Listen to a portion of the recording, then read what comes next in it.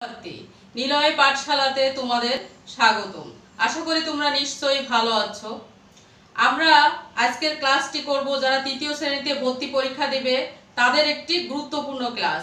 আমি গতদিন তোমাদেরকে কি করেছি বলতো, গত ক্লাসগুলোতে আমি তোমাদেরকে মডেল টেস্ট দিয়েছিলাম। 3টি স্কুলের মডেল টেস্ট আমরা করেছিলাম। সেটি কি কি? রেসিডেন্সিয়াল স্কুলের করেছিলাম, সেন্ট জোসেফ করেছি, হলিক্রস করেছি। এই স্কুলগুলোতে ভর্তি পরীক্ষায় 2020-এ যে নমুনা প্রশ্ন হয়েছিল সেটা সমাধান করার চেষ্টা করেছি। এই 3টি ক্লাস ফলো করে আমরা কি দেখেছি বলতো, বাংলায় যে 15 মার্ক আসে সেখান থেকে 5 মার্কের আমরা প্রশ্ন পেয়েছিলাম শব্দার্থ। তাহলে বুঝতেই পারছো শব্দার্থ খুব গুরুত্বপূর্ণ একটা বিষয়। এটা ভেবে আমি তোমাদেরকে ভাবলাম যে শব্দার্থের একটি ক্লাস নিব, কিন্তু শব্দার্থ অনেকগুলো করতে হবে। সেক্ষেত্রে আমি শব্দার্থের ক্লাসকে 2টি ভাগে ভাগ করেছি, অর্থাৎ 2টি ক্লাস নিব তোমাদের। আজ আমি শব্দার্থের প্রথম ক্লাস নিব। তোমাদের একটা কথা বলি, শব্দার্থ যেহেতু 5 মার্ক আসবে আর আমি তোমাদেরকে যে শব্দার্থগুলো করাবো আমি নিশ্চিতভাবে বলতে পারি এখান থেকেই তোমরা 5 মার্ক পাবে।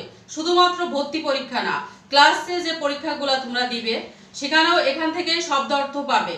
বন্ধুরা, তাহলে শব্দার্থ আমি যে তোমাদেরকে 2টি ক্লাসে ভাগ করেছি এই শব্দার্থগুলো তোমরা অবশ্যই একটি খাতায় সুন্দরভাবে লিখে রাখবে। তাহলে ওখান থেকে তোমরা যখন শব্দার্থে রিভিশন দিবে 5 মার্কের নিশ্চিত যে তুমি ওখান থেকে 5 পাবে, সেটা তুমি শিওর হয়ে যাবে।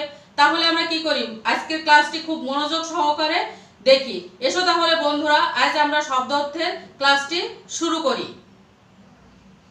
চলো বন্ধুরা, তাহলে তোমরা স্ক্রিনে যে শব্দার্থগুলো দেখতে পাচ্ছ সেগুলো তোমরা কি করবে, সেগুলো খাতায় লিখে রাখবে এবং বারবার প্র্যাকটিস করবে। আমি তোমাদেরকে বলেছি শব্দার্থ লেখার সময় বাম পাশে লিখবে মূল শব্দ, ডান পাশে কি লিখবে, শব্দার্থ। এসো তাহলে বন্ধুরা, তোমরা আমার সাথে সাথে একবার করে দেখে নাও, পরে লিখে রাখো। আমি তোমাদেরকে শব্দার্থগুলো পড়ে শোনাচ্ছি। দেখো বন্ধুরা, তাহলে আমরা স্ক্রিনে শব্দার্থ কি দেখতে পাচ্ছি। প্রথমে আছে অঞ্চল। অঞ্চল মানে কি? অঞ্চল অর্থ হচ্ছে এলাকা বা দেশের বিভিন্ন অংশ। ঠিক আছে, অঞ্চল মানে পেয়ে গেলাম এলাকা। তারপরে আছে দেখো অন্ধকার। অন্ধকার শব্দের অর্থ কি তোমরা সবাই জানো। অন্ধকার শব্দের অর্থ হচ্ছে আলোর অভাব বা আধার। পরেরটা আছে দেখো অনুষ্ঠান। অনুষ্ঠান মানে কি? উৎসব। অনুষ্ঠান মানে উৎসব। উৎসবও লিখতে পারো, আবার আয়োজনও লিখতে পারো। এবার আছে আপত্তি। আপত্তি মানে কি? আপত্তি মানে আমরা সবাই জানি আপত্তি, এই কাজে আপত্তি করো না। আপত্তি শব্দের অর্থ হচ্ছে অমত বা অসম্মতি। পরেরটা আছে দেখো আলসে। আলসে মানে কি? আলসে শব্দের অর্থ হচ্ছে অলস বা কুড়ে। গুড। পরেরটা দেখো আহরণ। আহরণ শব্দের অর্থ হচ্ছে জোগাড়। আহরণ কোথায় ছিল এই শব্দটা মনে আছে নিশ্চয়ই তোমাদের? আমরা কোথায় পেয়েছিলাম? মৌমাছি মৌমাছি, মনে আছে ওই কবিতাটায়। এবার দেখো তারপরেটা কি আছে, উৎসব। উৎসব মানে আনন্দের অনুষ্ঠান বা আয়োজন। এবার আমি তোমাদেরকে পড়ে যাই, তোমরা লেখো, লিখে রাখবে অবশ্যই। উনুন। উনুন মানে হচ্ছে চুলা। কাঠুরে। কাঠুরে অর্থ যিনি কাঠ কাটেন। কিচিমিচি। কিচিমিচি শব্দের অর্থ হচ্ছে পাখির ডাক। কিচিমিচি শব্দের অর্থ পাখির ডাক। কিছুক্ষণ। কিছুক্ষণ শব্দের অর্থ হচ্ছে অল্প সময় বা কম সময় বা স্বল্প সময়। এবার আসো তারপরেরটা আমরা দেখি। পরেরটা আছে কুসুম। কুসুম শব্দের অর্থ হচ্ছে ফুল। তারপরে আছে কুড়াল। কুড়াল শব্দের অর্থ হচ্ছে কাঠ কাটার হাতিয়ার। গুড, কাঠ কাটার হাতিয়ার।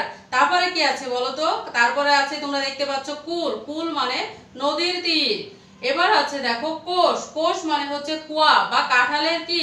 কাঁঠালের আলগা যে অংশ, কাঁঠাল বা আমের যে কোনো দুটা ফলের আলগা যে অংশ সেটাই হচ্ছে কোষ বা কুয়া, একই কথা। বন্ধুরা, এই শব্দার্থগুলো কিন্তু খুবই গুরুত্বপূর্ণ। আমি তোমাদেরকে বারবার একটি কথা বলছি, কারণ তোমরা স্কুল পরীক্ষায়ও শব্দ অর্থ পাবে, তাছাড়া ভর্তি পরীক্ষায় তোমরা মোটামুটি 5 মার্ক এখান থেকে পাবে। তাহলে শব্দ অর্থ কতটা গুরুত্বপূর্ণ সেটা আমার থেকেই তোমরা বেশি বুঝতে পারছো। এসো তাহলে আমরা পরবর্তী শব্দের অর্থগুলো কি সেটা জেনে নিই। চলো বন্ধুরা, তাহলে তোমরা স্ক্রিনে যে শব্দ অর্থগুলো দেখতে পাচ্ছ এগুলো এখন আমরা করে ফেলি। অবশ্যই তোমরা এবার বাসায়ও কিন্তু বারবার প্র্যাকটিস করবে। এসো তাহলে দেখো বন্ধুরা, তোমরা ক্ষয় দিয়ে এখানে একটি শব্দ অর্থ দেওয়া আছে। ক্ষয় কি? ক্ষতি। ক্ষতির শব্দের অর্থ হচ্ছে লোকসান। ক্ষতি শব্দের অর্থ হচ্ছে লোকসান। পরেরটা দেখো খৈল। খৈল মানে তোমরা সবাই জানো খৈল শব্দের অর্থ হচ্ছে পশুর খাবার। তারপরে আছে খনন। খনন মানে কি? গর্ত করা বা গর্তকরণ। পরের শব্দ আমরা দেখতে পাচ্ছি খরতর। খরতর শব্দের অর্থ হচ্ছে প্রবল। পরেরটা দেখতে পাচ্ছি খড়। খড় মানে কি? শুকনো ঘাস। খড় শব্দের অর্থ হচ্ছে শুকনো ঘাস। খামার। খামার শব্দের অর্থ কি? পশু পালনের জায়গা বা ফসল ফলানোর জায়গাও তোমরা লিখতে পারো। এবার আমরা দেখতে পাচ্ছি স্ক্রিনে কি আছে? শব্দ আছে খোসা। খোসা মানে কি? ছাল বা চামড়া। পরেরটা আমরা দেখতে পাচ্ছি গড়া। গড়া অর্থ তৈরি করা। গড়া শব্দের অর্থ হচ্ছে তৈরি করা। নেক্সট আছে গাঢ়। গাঢ় শব্দের অর্থ হচ্ছে ঘন বা জমাট বাঁধা। জমাট বাঁধা। আমরা দেখতে পাচ্ছি গোয়াল। গোয়াল শব্দের অর্থ কি? গরু রাখার জায়গা। গোয়াল শব্দের অর্থ তাহলে বন্ধুরা আমরা কি পেলাম? গরু রাখার জায়গা। যারা সাধারণত গ্রামে থাকো, ঢাকা শহরের ছেলেমেয়েরা গোয়াল সম্পর্কে অতটা আইডিয়া নাই, কিন্তু যারা গ্রামে থাকো তারা সবাই জানো গোয়াল শব্দের অর্থ হচ্ছে গরু রাখার জায়গা। খৈল। খৈল পশুর খাবার। খৈল কিন্তু গরুকে খাওয়ানো হয়, এটা দেখছো? তাহলে যারা গ্রামে থাকে তারা অনেক কিছুই জানে, তাই না? কিন্তু আমরাও জানবো সেগুলা কিভাবে, এই শব্দার্থগুলা ভালোভাবে প্র্যাকটিস করে। এসো তাহলে আমরা পরের স্ক্রিনে কি আছে সেটা দেখে নিই। দেখো বন্ধুরা, তোমরা স্ক্রিনে আরো কিছু শব্দ অর্থ দেখতে পাচ্ছ। আসো তাহলে আমরা এগুলা প্র্যাকটিস করি। দেখো প্রথমে কি আছে? ঢাসা। ঢাসা মানে কি বলতো? প্রথমে আছে ঘাটি। ঘাটি শব্দের অর্থ হচ্ছে কি? সৈন্যদের থাকার জায়গা। তারপর আমরা দেখতে পাচ্ছি চাষা, যিনি চাষ করেন বা চাষি। নেক্সট দেখতে পাচ্ছি চিকচিক। চিকচিক শব্দের অর্থ হচ্ছে উজ্জ্বল। পরেরটা আমরা দেখতে পাচ্ছি চিরল। চিরল শব্দের অর্থ হচ্ছে মাঝখানে চেরা। তারপরেটা আমরা কি পাচ্ছি? দেখো জানমাল। জানমাল শব্দের অর্থ কি বলতো? জানমাল শব্দের অর্থ হচ্ছে জীবন এবং জিনিসপত্র বা জীবন ও জিনিসপত্র। পরেরটা দেখো জাতীয়। জাতীয় শব্দের অর্থ হচ্ছে জাতির নিজস্ব। যেমন আমাদের জাতীয় পশু কি? আমাদের জাতীয় পশু রয়্যাল বেঙ্গল টাইগার, মানে এটা আমাদের নিজেদের, আমাদের নিজস্ব। এবার আসে জিরোয়। জিরোয় অর্থ, জিরোয় শব্দের অর্থ হচ্ছে বিশ্রাম নেয়। তারপরে দেখতে পাচ্ছ তোমরা কি বলতো? ঝকঝকাঝক মানে কি? ঝকঝক শব্দ করে। তারপরে আছে ঝাঁক। ঝাঁক শব্দের অর্থ হচ্ছে পাখি বা মাছের দল। এবার আসো ঝাঁকড়া। ঝাঁকড়া শব্দের অর্থ হচ্ছে ঘনগোছা। ঝাঁকড়া চুল কার ছিল বলতো? হ্যাঁ, আমাদের বিদ্রোহী কবি কাজী নজরুল ইসলামের ছিল ঝাঁকড়া চুল।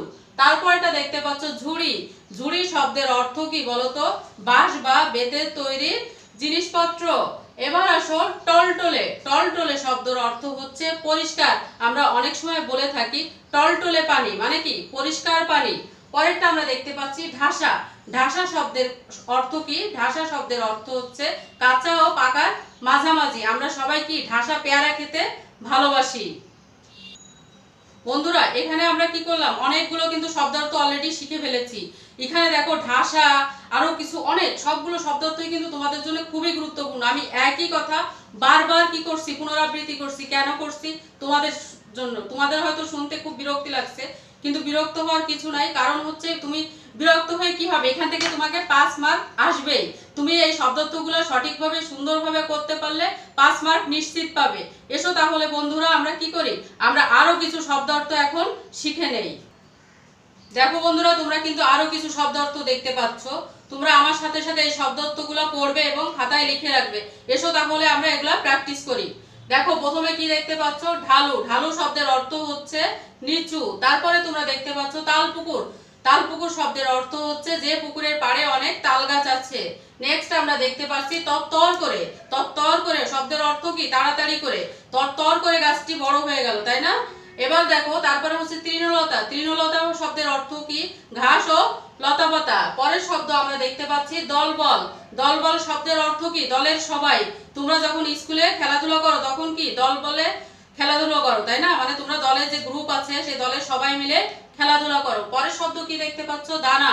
দানা শব্দের অর্থ অনেকগুলো হতে পারে, যেমন বিচি হতে পারে, বীজ হতে পারে, মটর হতে পারে, তারপরে গম হতে পারে। পরের শব্দটি দেখো দুঃখ। দুঃখ শব্দের অর্থ কি? মনের কষ্ট। দুঃখ শব্দের অর্থ হচ্ছে মনের কষ্ট। তারপরে আমরা দেখতে পাচ্ছি ধরণী। ধরণী শব্দের অর্থ পৃথিবী। ধার। ধার শব্দের অর্থ কি? ধার শব্দের অর্থ হচ্ছে নদীর তীর। তারপরে আমরা কি দেখতে পাচ্ছি? ধারা। ধারা শব্দের অর্থ হচ্ছে স্রোত। নদীর ধারা, তাই না? তার মানে হচ্ছে নদীর স্রোত। আমরা দেখতে পাচ্ছি ধুম। ধুম শব্দের অর্থ কি?